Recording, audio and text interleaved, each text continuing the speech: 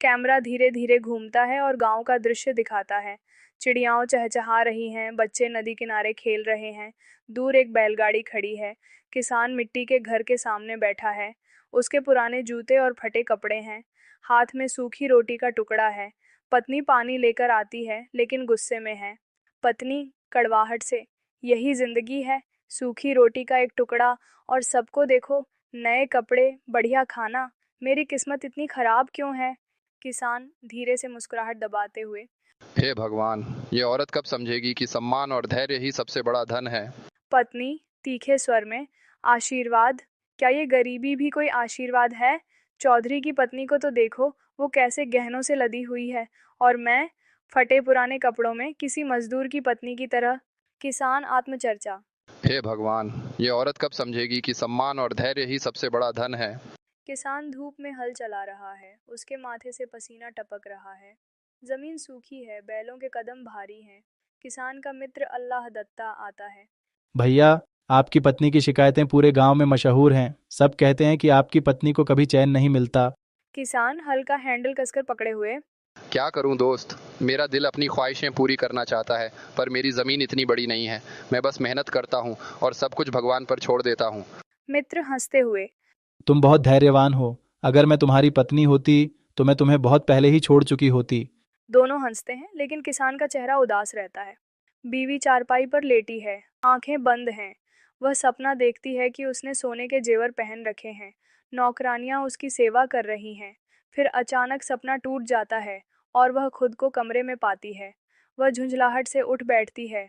बीवी जेरे लब, काश मुझे भी किस्मत की दौलत मिल जाती, यह गरीबी तो मेरा दम घोंट देती है।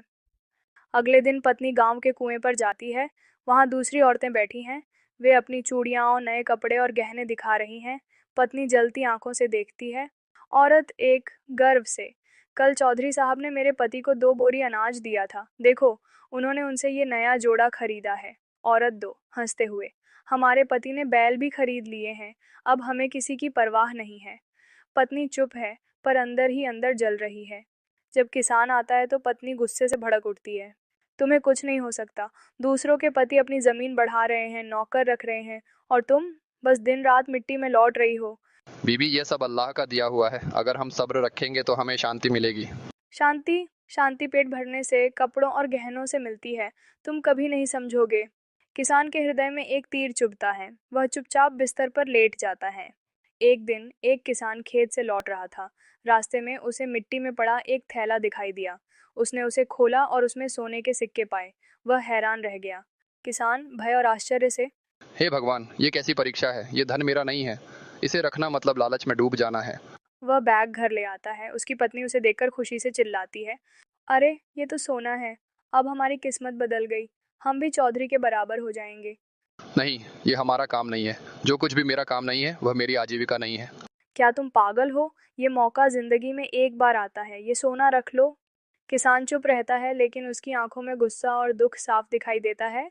अगले दिन गांव के सभी लोग इकट्ठा होते हैं। किसान अपना थैला सबके सामने रखता है।